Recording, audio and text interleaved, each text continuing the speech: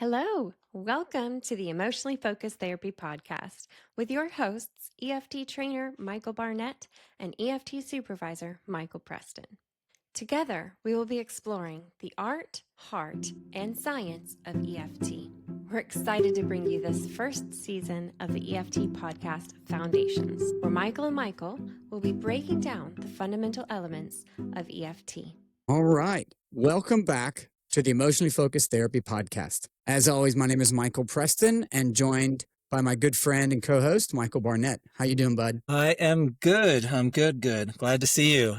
Nice to be here with you, Yeah, Michael, it's good as to see you. always. Yeah, we had a little chat beforehand, but I wanted to at least name, as we're doing this podcast, LA is having a lot go on, and it's been a big 12 months for LA. And so I just wanted to ask, would you be willing to chat a little bit about what the FTCLA community is doing? Sure. So my laughter is more nervous laughter right now, not about the EFTCLA community, but this has been so raw, and just about everybody I talk to, and I guess I have the great good fortune of the vast majority of my friends are EFT therapists, especially since I've moved to LA. And there's just such an overwhelm. There's a pall that's just hanging over everybody. I think I was explaining to you, I've come to learn that just about everybody here has somebody or somebodies that are undocumented in their lives, and they become very dear family members, colleagues, neighbors, friends. And our community, and it's a very diverse community, has come together to join a collective voice tomorrow when there are essentially protests happening all over the city.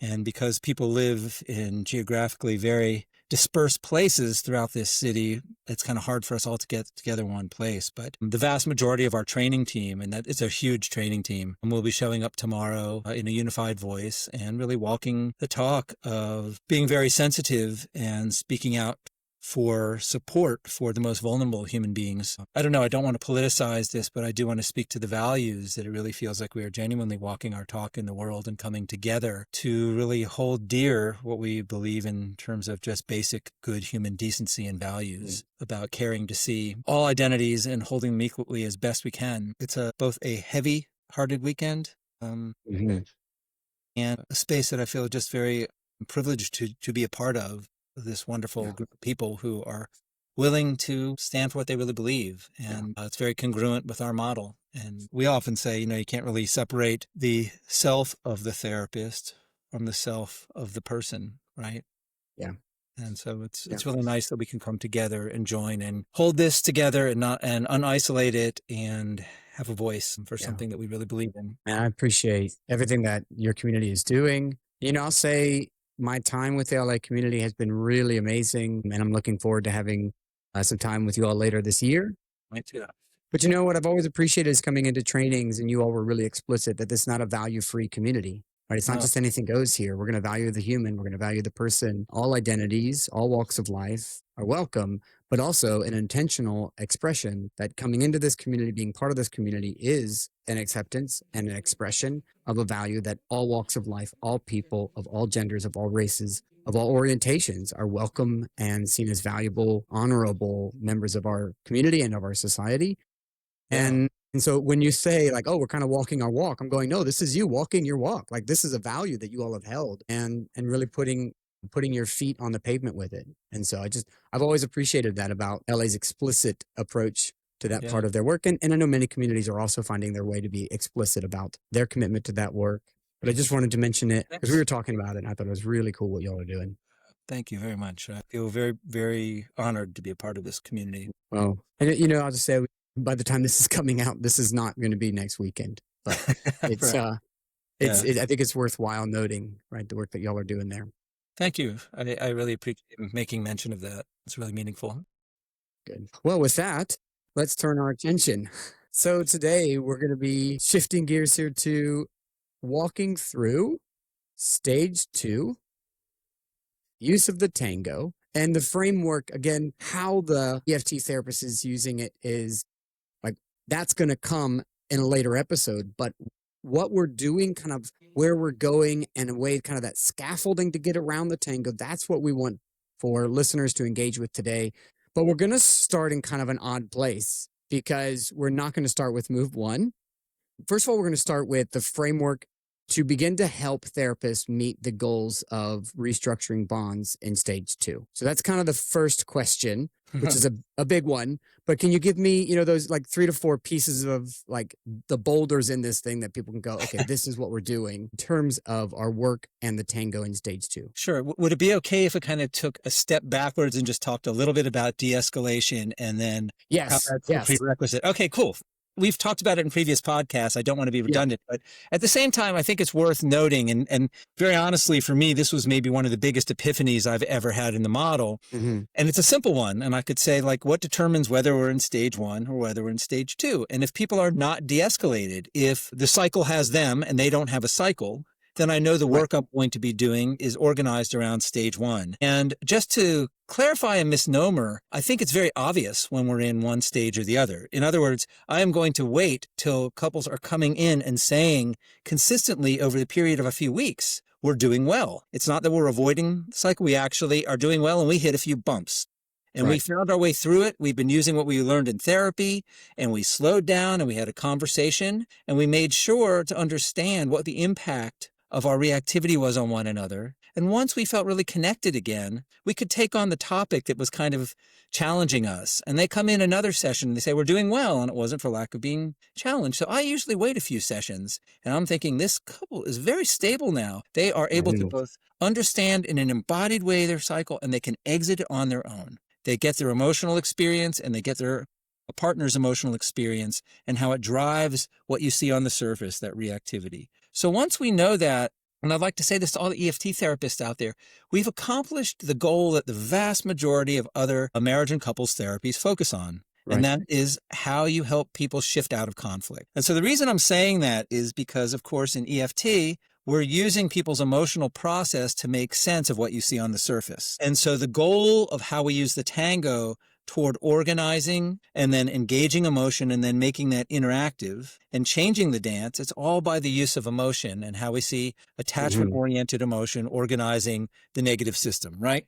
Right. The thing that we're doing that's very explicit and clear in stage 1 Tango is bringing the vulnerable emotion out and vulnerably shared. And we're connecting that vulnerable emotion to help them see that that's what's driving the action tendency that drives the cycle between them.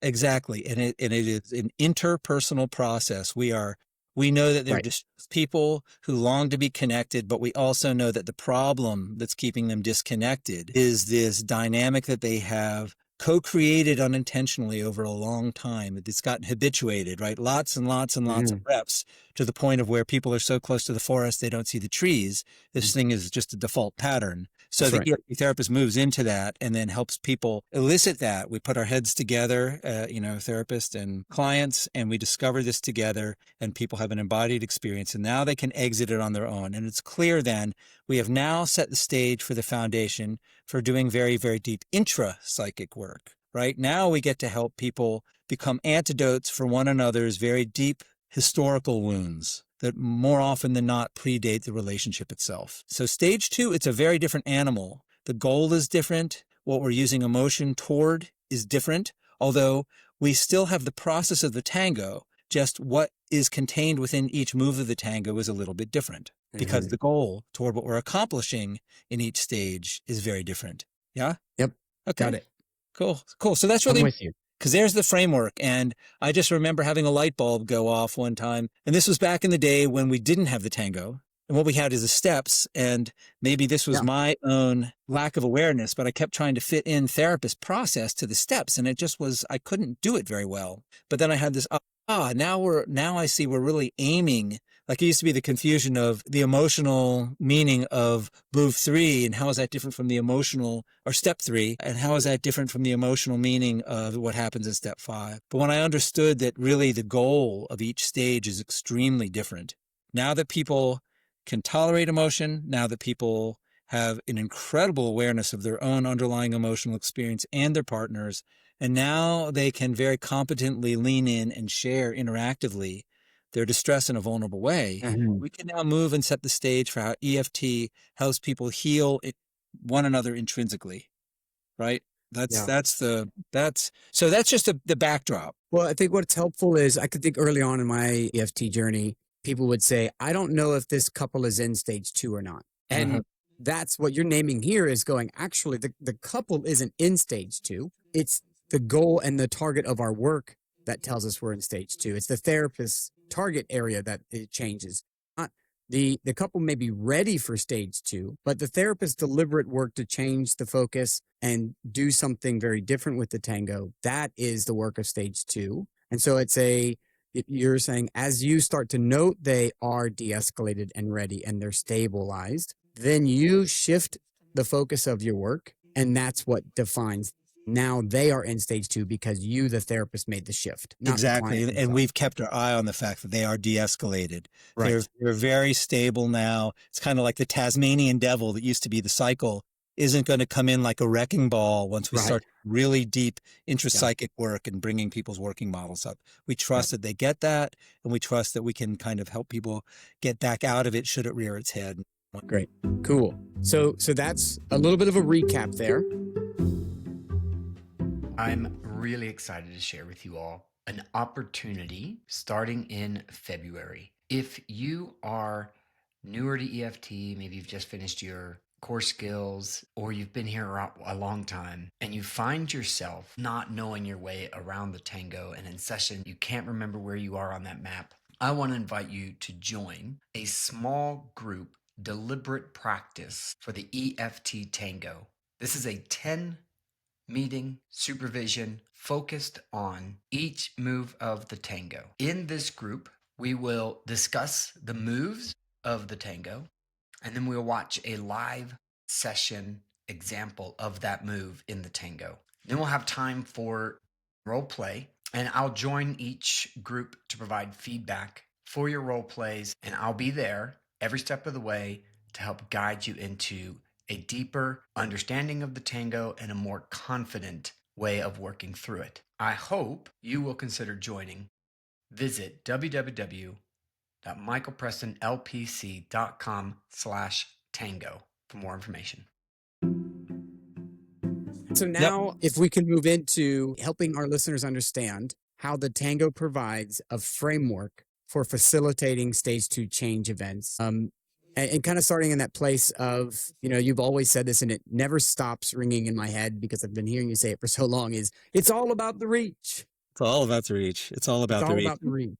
I will credit my beloved friend and amazing trainer, Marlene Best, with that phrase. Oh, yeah. But that simple phrase speaks volumes. And so we'll walk our listeners through why that is so relevant. But again, we bandy around terms like intrapsychic change and key change events. And, no one gets out of life unscathed, right? Mm-hmm. And people have capital T traumas, sadly. And people have, let's say, lowercase t traumas, different traumas. And when we go through enormous numbers of repetitive experience of feeling unmet, unseen, criticized, neglected, etc., meaning gets made. And again, I could use that same phrase.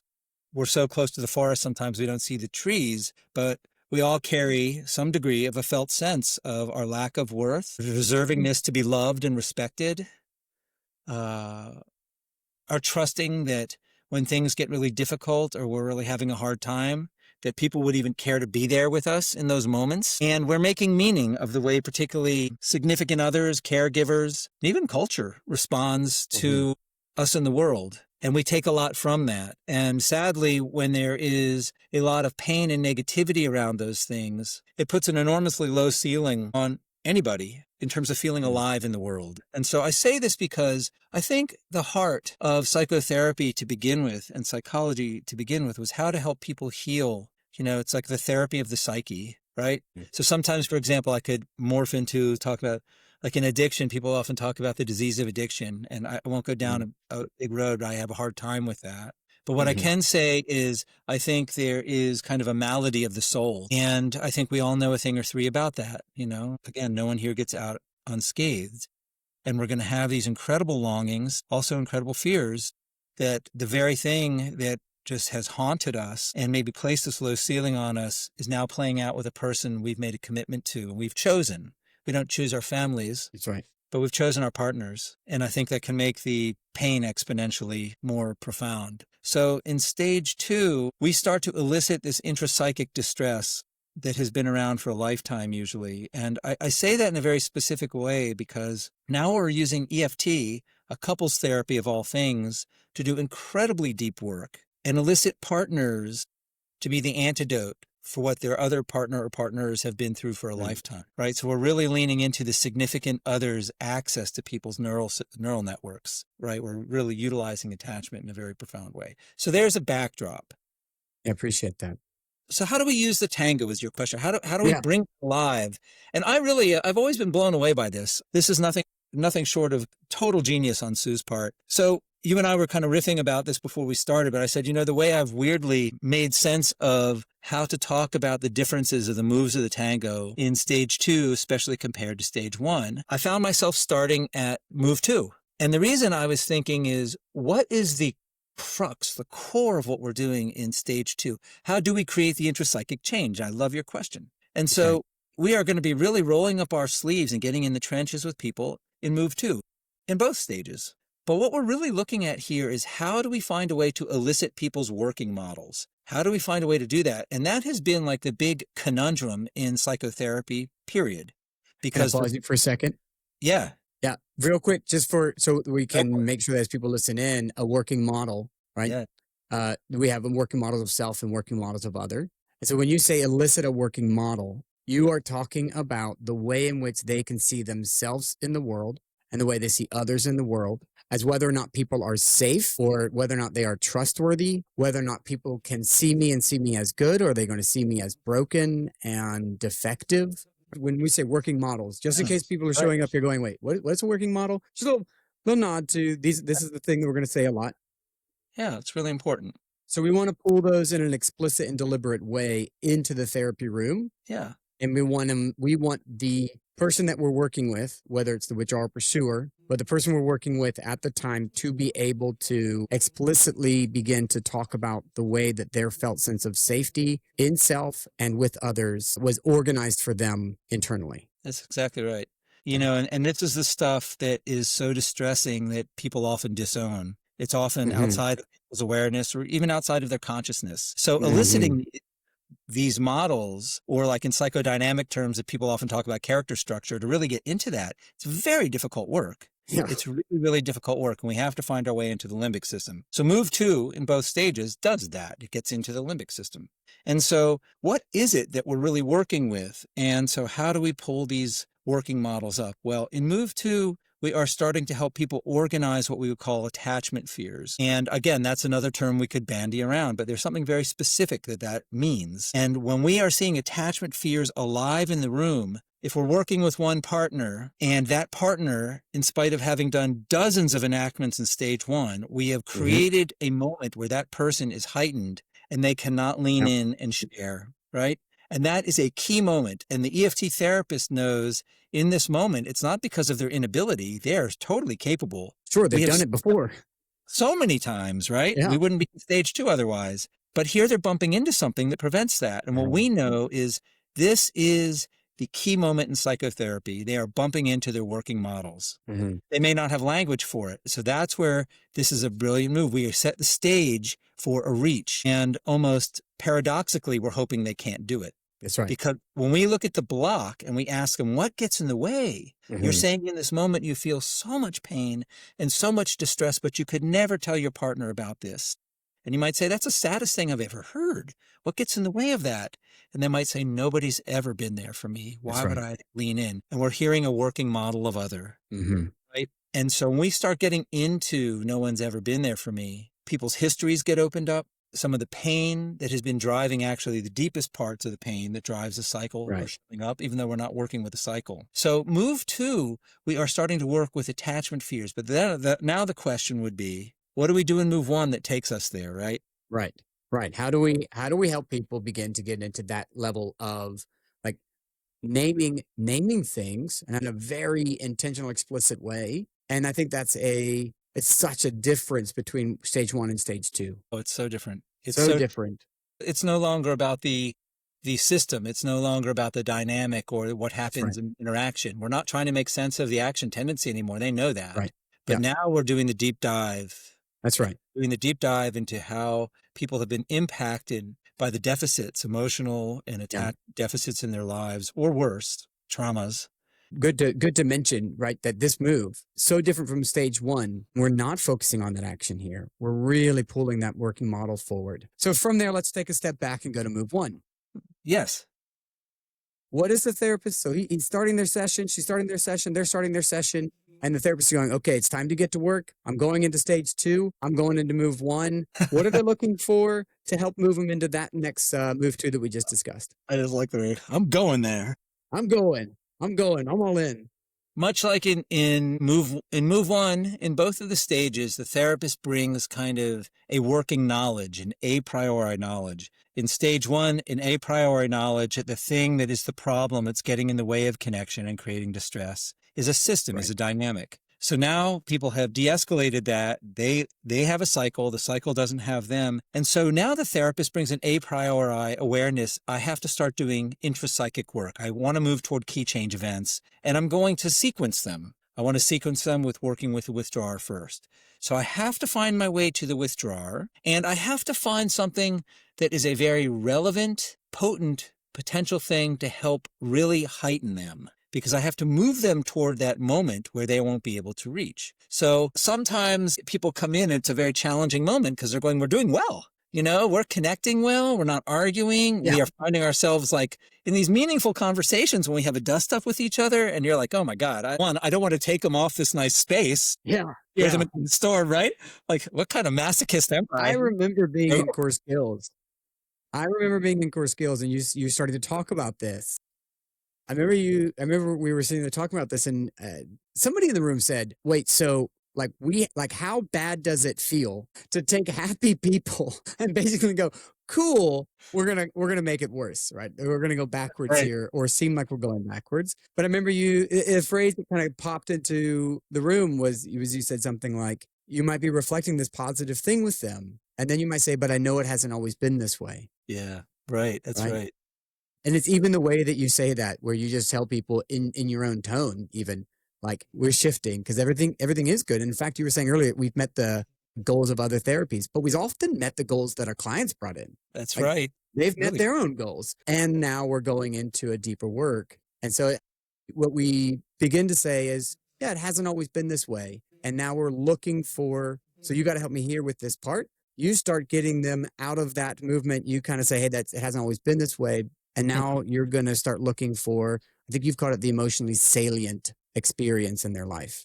Yeah. That's right. The emotionally salient. Just to go back to some of what you were saying, like when you're hearing this at first and going, oh my God, we're taking people off this nice place, and we're just like dunking them into like the most intense distress you could possibly put them in. Yeah. And someone said, yes, it is EFT, emotionally focused torture. Yeah, it is. Yeah, it's intense. But the thing is, I mean, this can be something that really pushes therapists because it is very raw, and we have to be able to tolerate the emotional experience. But we remember that they have an engaged partner, and they will never have to go through this kind of distress alone again. And we're going to bring it to that person to unisolate it and have someone they love hold it with them, which is what's been missing for a lifetime. So as a therapist, we trust that. And, you know, people always say, trust the model, trust the model. It takes some reps. You have to get used to it. Yeah. And this isn't going to blow up or fall apart or implode some person into kind of, you know, one of Dante's concentric, circles of hell. I mean, people will heal. We're not turning all that on and leaving them there. That's what we're saying. That's not the goal. We're not just going like, let's talk about the worst part of your life. Okay, thank you. That's Have a good day. That's right.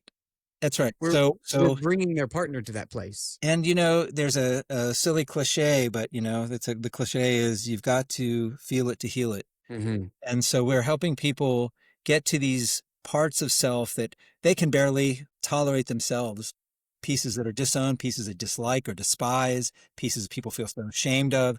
But if that part of self stays dormant, it has an impact on their quality of life. It has an impact on their relationship. It has an impact on what's possible for people. And so we are doing the deepest therapy through what is purportedly simply a couples therapy model. And that is a mind blower. And I think that's what really separates EFT from all the other couples therapies out there. So in move one, we know we have to move to that emotionally salient moment, and we have to find a way into heightening. And like you were just saying, in a really beautiful way, you know, it hasn't always been this way. So what we might do at that moment is take people into the distress they actually talked about in stage one, being the recipient of their beloved's step in the cycle that was so distressing. And we will heighten the heck out of that. And we set the stage in that heightening process for what we call the imaginative reach. And the imaginative reach is a stroke of brilliance, because it's what propels people's attachment fears into the room. And that's what we want, right? So we might say, could you imagine doing this? The tricky thing is sometimes people will say, oh yeah, I can imagine. I do that at home all the time. And you're like, oh man, no. Sure. Yeah.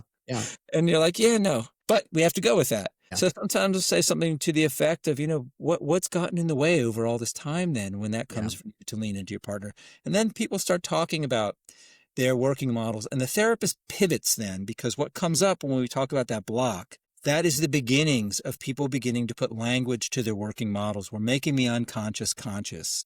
And much like we did in stage one, in move two, we're helping people organize the narrative. These are kind of appraisals, if you will. They're very similar to that. But in this case, they're appraisals of their working models. And we're helping pull the narrative of the working model and move it from unconscious to conscious in a very, very detailed, descriptive way. And of course, the stories people are telling and the things they're saying, and we may even use a relevant moment from their attachment assessments when they've told us stories about growing up. And they may say, nobody's been there for me, or if I show this part of myself, I'm just going to get slammed. And you might say, just like that time you mentioned in the garage helping your dad out. Right. So all you need to say is a headline. Right. And we have opened the doors of the past while they're dealing with this in the present with their partner that they can't imagine taking this risk with. So people are I think that's really, can we name that real quick? Because that's really huge.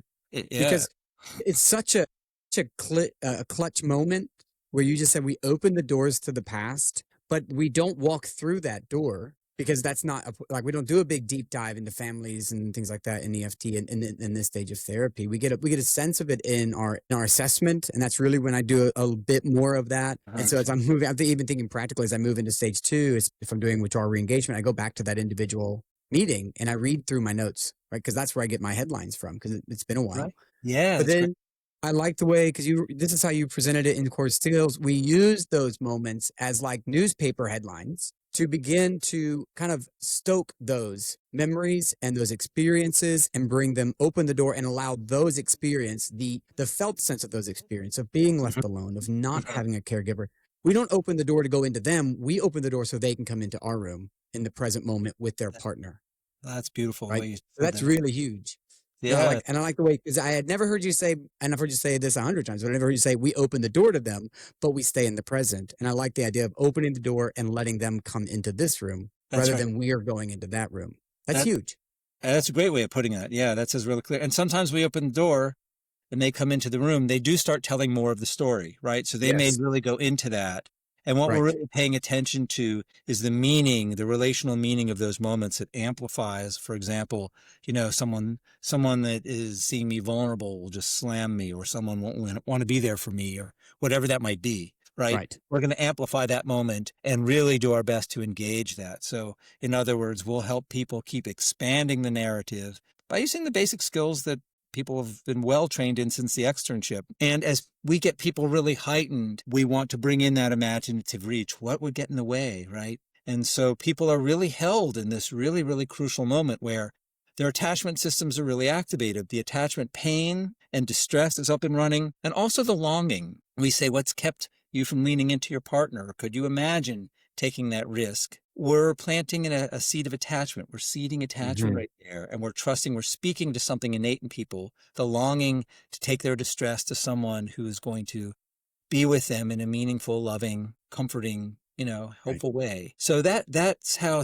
move one kind of leads up to that imaginative reach as we elicit kind of the attachment fears and we start to process them and organize them and make them clear and really tangible. Then we start setting the stage for some form of an imaginative reach. And that becomes the gateway, really, for the depth of what we're going to do in the second move. because we really want to pivot and grab those working models. We've gone into attachment fears, we've gone into working models, and we want to really make those huge. We want to really heighten those so people are in the experience of them.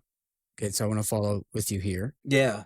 You're saying as we get to that spot, and we're saying what would really get in the way, they're moving their block, the appraisals that they have about their working models into the room. And they're letting us know, because that's what the answer is generally going to be, right? Is what gets in the way. Well, what gets in the way is no one's ever been there. What gets in the way is that's never even been an option for me. Right. Or what gets in the way is, oh man, who would I be in their eyes if I did that?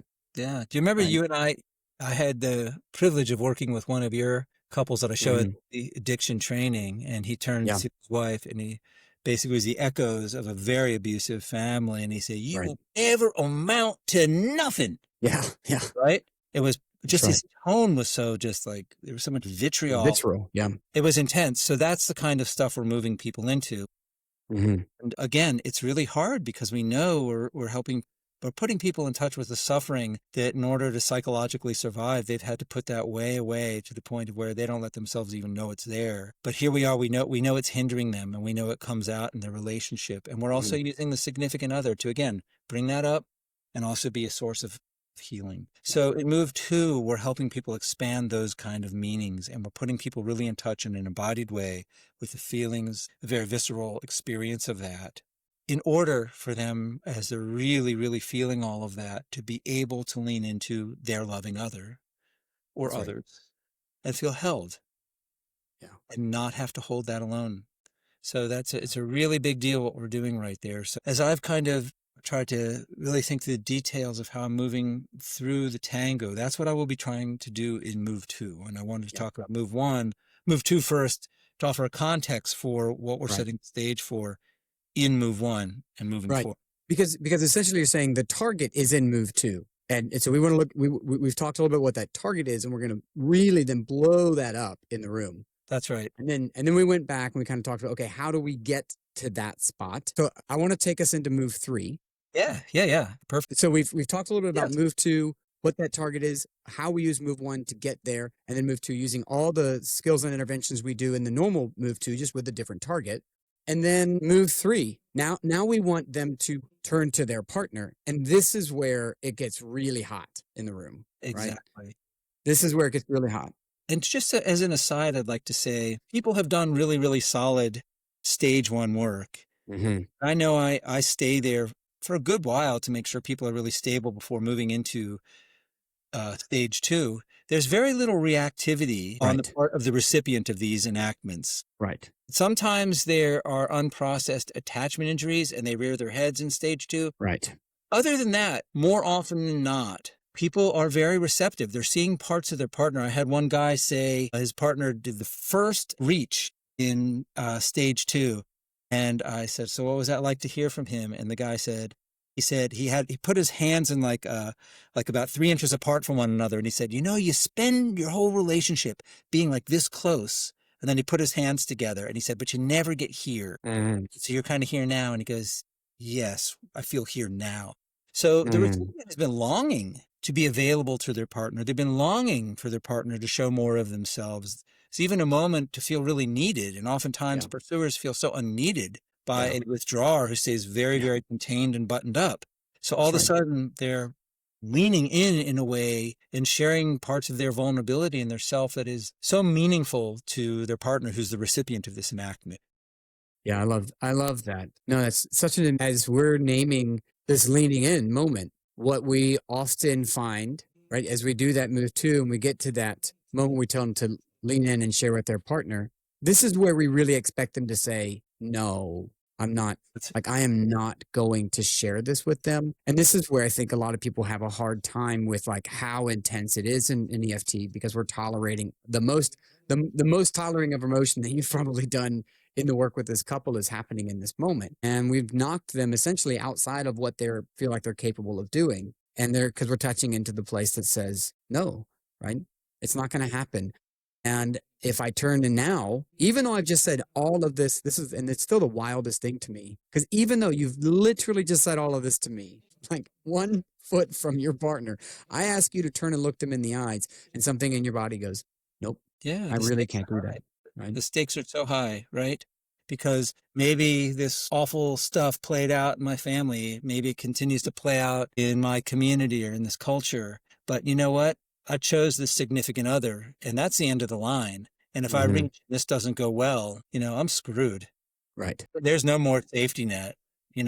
I'll be alone forever. This is what Sue used to call, this is the existential crisis. It's really deep stuff. So in move 3, we may have somebody, as we've really heightened their attachment fears, a very prototypical enactment in move 3 would be, can you turn and tell your partner just how scary it is to reach? Yes. Right? Or to share all this with them.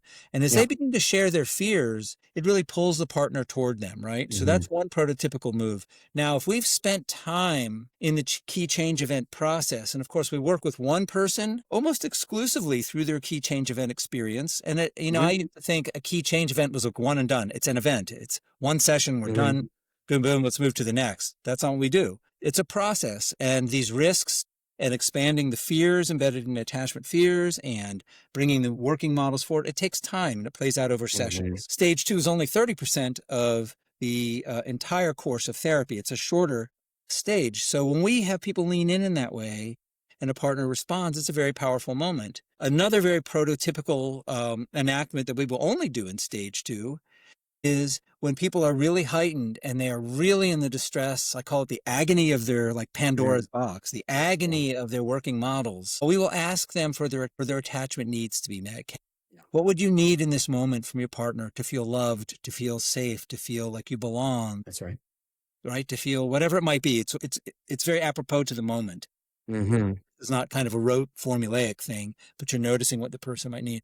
And they will tell us, and we will say, can you tell your partner? Can you ask your partner? Right. And this is where people often go deer in the headlights. And when people go deer in the headlights, very honestly, it means the risk feels so enormous, but that's what we want, right? Because if people hold back, part of them knows, if I really show you warts and all, if I don't show you warts and all, sure, you can handle that. But if I really show you all of this nasty stuff that's part of me, you're not going to want me. That's right. So if I give you 99%, it's the 1% that will keep me from really believing. It's never, it just doesn't work that way, does it? It's always that 1%. If you really knew, if you only knew. So we've really got to pull. If we really want to change that system, we've got to help people engage with 100% of it. That's right. People don't disown parts of self randomly.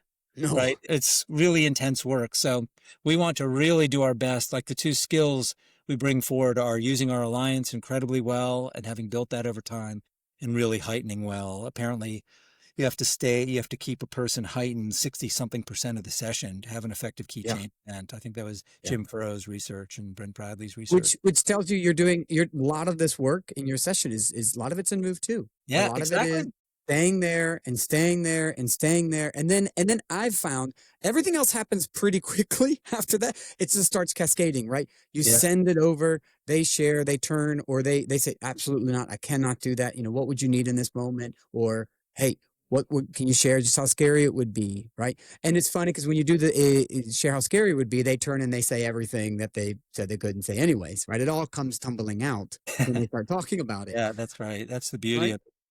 And those things start happening rather quickly. And so there's some nuanced things we might talk about some at another time, some other pieces in here, like shoring up the withdrawer and things like these things in later episodes. But what we're really looking for is the next piece. After we share the unshareable thing, is we're looking for that response from the partner, right? The reason why we linger in stage 1. I have the same process, right? I'm going to linger in stage 1 so that when that stage 2 enactment happens, I have a partner that's really deeply ready to show up, is going to show up and say, hey, like, I'm with you. I hear you. I see you. I love you. I'm not going anywhere. All those things. Right. And that I'm expecting that to come very naturally to the partner, to lean in that moment, not to get knocked out of their own window of tolerance, but they're staying with their partner as they lean in, which again tells me like, good, we're in stage 2 and we should be, right? Yeah. Because their partners are showing up differently. And so we start processing that with them and we start asking about like this thing that happens. And I think one of the, like when you talk about how this does happen over time, one of the one of the sessions I remember seeing you do live after the enactment, and you asked, hey, can you take that in? He goes, well, it just feels so weird. Like, he's like, I don't know that I could do that. And it was just like, yeah, I mean, this is brand new. This is something you haven't done before. You've never reached to somebody from this place, and you've never heard someone say, I see all of you and I love all of you. And then a part of you comes up and goes, ooh, I don't even know how to take that in. Yeah. And we help people say, well, what would you need right now? Yeah. What would you need from your partner? And it's always, generally speaking, I see it to be a word of reassurance. I need to know that you love me, you care about me. Some people say, I need a hug. I really need you to lean in and hug me right now. Yeah, right. And they name these needs they have to better help that sit in their body and take in that their partner is there and it's real and it's not a fluke. Yes, it's a profound ARE moment, right? It's like really Mhm. powerful moment where, one, it feels unimaginable to even have shared this with somebody, and then it feels even more unimaginable that the partner would be moved toward empathy, care, and love to respond. Like, I show you this part of me and you're Right. heading for the hills, or you're not coming Right. down on me like a guillotine, Wow.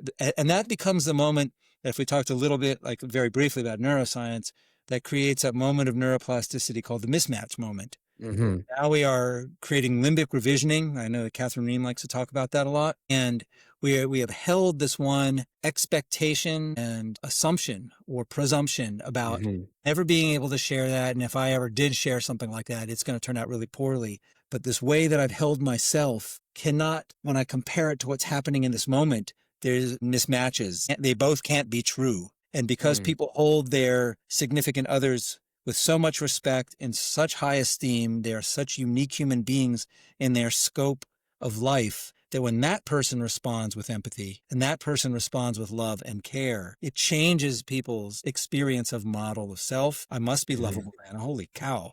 I can't imagine. I didn't know this could even be possible. Or models of other, that people could respond to me. If I let myself show these parts of myself, that people care to even be with me. Mhm. So it's profoundly changing. And what has been discovered as recently as 20 years ago is it's not like it's creating a separate kind of implicit memory. Literally, the neural networks get overridden. They get changed. And that's a profound moment in move 4. Yeah. Like that's if we've done the 100% work there, Mm-hmm. right? This thing that is always been true cannot be true in the face of this kind of response. That's right. That's right. And in that moment, then, the partner has genuinely become the antidote to people's deep, deep woundedness they've carried often Right. for a lifetime. And those moments, so as we go through that process again and again, that's really deep healing that happens. And it's happening Just through want to the say a word to that. Like, Yeah. you're thinking about like the not so much how, like the how, but like what we're doing here. Right? And I think about, well, as you keep saying that, the partner becomes the antidote. Therapy doesn't become the antidote. Mm-mm. The therapist isn't part of the antidote. It's, I turned to this person and their response was so profound to me. And so, as you were saying, it's the mismatch moment when everything in my body says this person is about to lean out and get out. But they lean in instead. And it's this person sitting across from them, the one that matters more than anything else in the world to them, leans in and says, I'm not going to do what you expect. I'm Yeah. doing something different. And so when I need it's that person. This is the antidote to all my shame. The antidote to all my pain is going home with me. And what a profound and wonderful thing that, the therapy that we do endeavors to provide for people, right? It's extraordinary. It uses the most basic principles of attachment theory. And we kind of use the life hack of attachment theory in developmental process, right? But we're using Mm-hmm. significant others in that moment. And it's so powerful. It is so powerful because that is how our entire neural networks kind of form in the most optimal ways when we feel that secure attachment and we're Yeah. creating that moment. And then I guess we could just zip up to move 5 if we Yeah. wanted. That'd be And when great. we come out here, what's really different from stage 1 is stage 1, we zoom out and we kind of operationalize what just happened in terms of, look at how this new move in your dance of distress happened. You felt the same feeling, but rather than that turning into a reaction that created disconnection, you stayed there, and by sharing it so openly and so clearly with your partner and your partner coming toward you, you have this new move. Then move 5 in stage 2, it's not a new step in the cycle, it's a new step in life. Mm-hmm. People are moving from their insecure strategy in the moments of the most distress that they carry internally and have carried forever. That's right. And they move toward with a felt sense, or what we know would be the building blocks of a felt sense of security, and they take this risk with their partner to ask for what they need.